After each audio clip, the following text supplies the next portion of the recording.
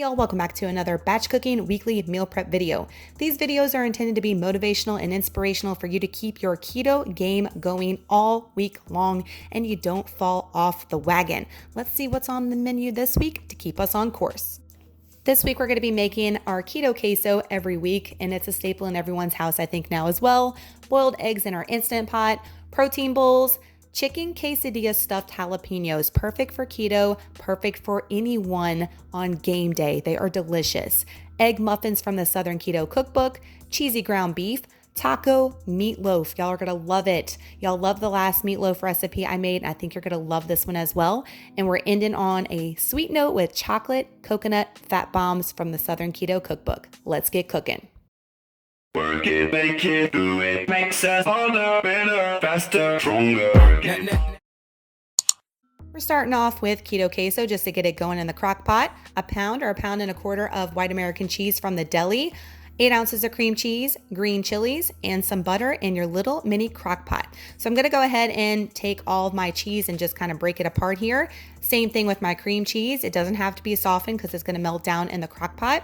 And then the whole can of green chilies. And then we're gonna add 2 tablespoons of butter on top, put it on low and just watch it as you're batch cooking. So I'm gonna let this go ahead and go as we've been batch cooking all day. And then I'm gonna add some almond milk as you see, and it looks perfect like this. We go ahead and we store it in these containers I got from Walmart last year for Trey to eat his Keto Queso all week long. Boiling eggs. These are yard eggs. That's what we call them anyway. What do y'all call them? Y'all comment down below. But these are yard eggs from a local friend that has chickens until I can get to Costco, and I love these. And I'm going to put a cup of water in my Instant Pot, and we're going to cook these for a minute. Like I said, they come out perfect with these yard eggs. I don't know what y'all call them, but that's what we call them down here where I'm from. 1 minute, and yes, I let mine go ahead and do a slow release or whatever you call it with the Instant Pot, but we got to have a Zevia break here. And also we got to get our jams on from Amazon. We crank up the tunes, and me and Trey, as you're going to see, this is autism happiness right here, y'all. He might not look like it, but he is loving it. He loves music, and we love blasting tunes and being in the kitchen together. Get your kids involved. I like putting my eggs in water, and then I'm going to put them in a little ice bath, let them hang out a little bit, and they are so easy to peel. Putting them in my Dollar Tree container as always. If you don't use your Instant Pot for eggs, bust that bad boy out and get the dust off of it and use it for your eggs. That's all I use it for, honestly, but I can't live without it. Now making our protein bowls. These 100% grass-fed burgers from Walmart, they were like $10 and some change for 8. As you can see, the only ingredient is beef. You have to add seasoning. I did not. They are very plain, and they're not as good as the Angus ones from Costco. These are the sausages I get from Costco. Speaking of, I love this brand. They are delicious, low in carb, really clean ingredients. Going in with our foil sheets from the Dollar Tree from Reynolds Wrap. Y'all know that's my favorite. And then we're going to put our beef patties and also our sausages on here too. Instead of using the air fryer this week, we're just going to bake them up. And I put these under the broiler and just kept looking and tossing them around until they were done. Go ahead and use my little condiment cups from the Dollar Tree and put some combination of mayo mustard. So I put 1 tablespoon of mayo and just eyeballed some mustard. Give it a good little stir, and you have a awesome 0 net carb dipping sauce. Gonna put some Finlandia Swiss cheese on top of these bad boys, so when I pop it in the microwave at work, it's all melty, good in my mouth and in my belly. Thoroughly enjoy my protein bowls, as most of y'all know.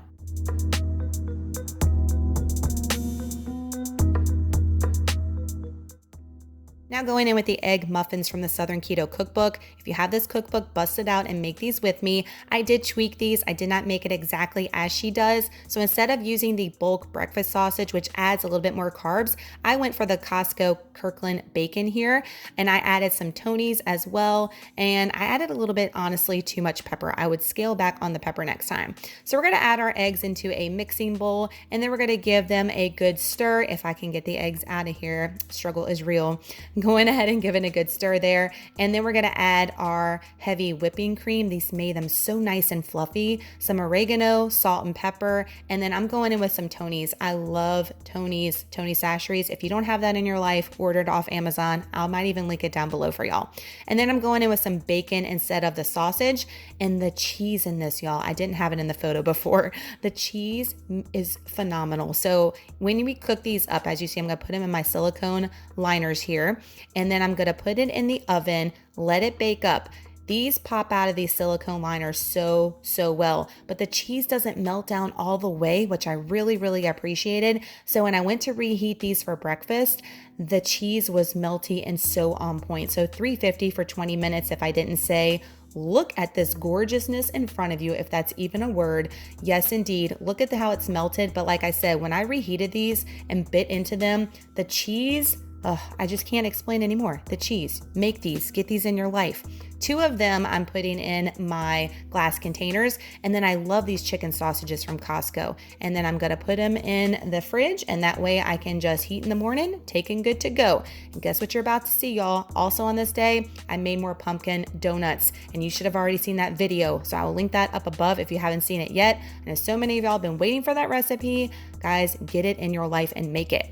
Now we're going in with cheesy ground beef. So I'm putting this on the side of my jalapenos, and I'm using some Montreal steak seasoning. That's my key ingredient, and also the garlic. I'm a big garlic fan, guys. Look at that. As you can see, like the garlic breath was real. And then Montreal steak seasoning just makes everything, steak, your ground beef, it makes it taste so good and flavorful, and that garlic as well. And I went ahead and cooked this up in some bacon grease. I mean, doesn't that make everything good too? So it's about a half a pound in each container, because that was a pound. And now I'm going in with my chicken quesadilla stuffed jalapenos. So we're gonna need 20 jalapenos. I'm using the cooked chicken from Costco. You need 2 cups, and 2 cans was perfect. A cup of shredded cheddar and Monterey Jack cheese. So I think I did like a half a cup of each, and half a cup of diced tomatoes with green chilies, sour cream, cumin, chili powder, and salt.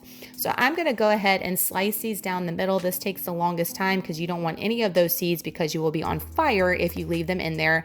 This took forever, but guys, I'm gonna be freezing a lot of these up for game day, so this was perfect. So now going with my 2 cups of my cooked chicken, also my tomatoes, and sour cream, half a cup of my diced tomatoes, half a cup of sour cream.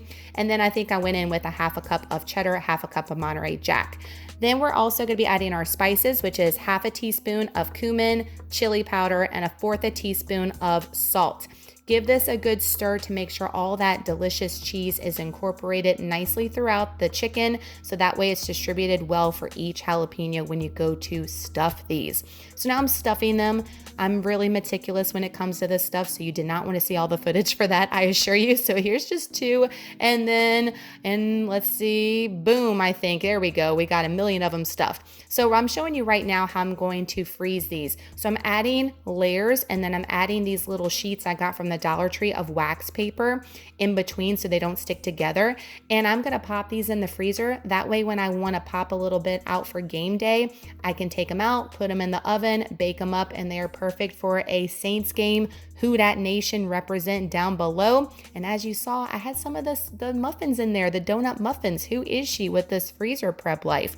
But the rest of them, as you're gonna see, we're gonna bake them, because I ate some actually this day for my lunch, and then we're putting them in the side of the cheesy ground beef as well. So I'm putting them in the oven for 20 minutes for 400 degrees, and they come out looking like this. The jalapenos are cooked perfectly, not crunchy, not soggy. That chicken is on point, and the cheese is on point.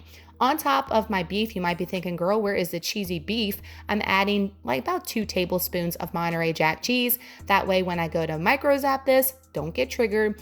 It will be all melted and delicious. And let me tell you, this was one of my favorite lunches this week. And I'm so glad I have a million jalapenos in the freezer to cook up later whenever we want. Taco meatloaf, you're gonna need ground beef, 2 pounds, some onion, half a cup of cilantro, some chili lime seasoning from Trader Joe's, some tomato sauce, an egg, and some crushed pork rinds. So I had put about 1/4 of a cup of the frozen onions. That's my favorite to do. And then we're gonna go in with our cilantro, and then we're also gonna go in with our seasonings, our 1 egg, and then my cup of my pork rinds. This is key here.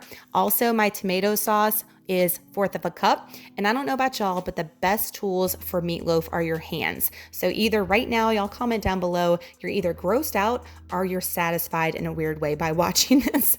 But I just love using my hands for meatloaf and things like that. And again, meticulous. So we fast forwarded through this, because if not, it'd be like 30 minutes of me patting down the meatloaf. I know, I'm cray. Going in the oven now, and we're gonna be baking this on 350 degrees for an hour. And you can do it about 45 minutes to an hour, but an hour was perfect for my oven. Look at all the fat that came off the meat. So you can drain that off, and all that excess around the meatloaf, that's the fat from the pork rinds. I told y'all from the last meatloaf. So I just kind of like took that off, but drained and put a little bit on top as well to give it some juiciness later. Put this in a Pyrex dish and we can heat up later throughout the week. So glad that was meal prepped. Now we're gonna go in with our chocolate coconut fat bombs from the Southern Keto Cookbook. Again, if y'all don't have this cookbook in your life, it is always linked down below. I think it's like 20 something dollars on Amazon. She puts it on sale often and I love it. So Lily's chocolate is my favorite. I got the unsweetened coconut flakes, some butter, and those little tin wrappers are from the Dollar Tree. Can y'all believe that? And it was the perfect size for these little candy portions. Going in with my double boiler. All I do is I put a pot on a stove with some water with a glass dish instead of buying some bougie double boiler. We don't need that. So we're gonna go ahead and melt our chocolate chips. So putting them in. I don't like microwaving. One thing I don't like microwaving, y'all, is my chocolate chips. They tend to burn and I am not wasting these high dollar chocolate chips. I don't know about y'all, but if you put it on the double boiler, it looks so smooth and silky like this. Going in with our butter now and gonna melt that up because it's gonna make it even more glossy and delicious. And then our coconut flakes. So it's gonna give it that sweet, it's gonna give it that texture. If you're not a fan of coconut flakes, I personally am not. You might not like this, but I really enjoyed these, and we're gonna put them in the freezer for a couple of hours just to firm them up.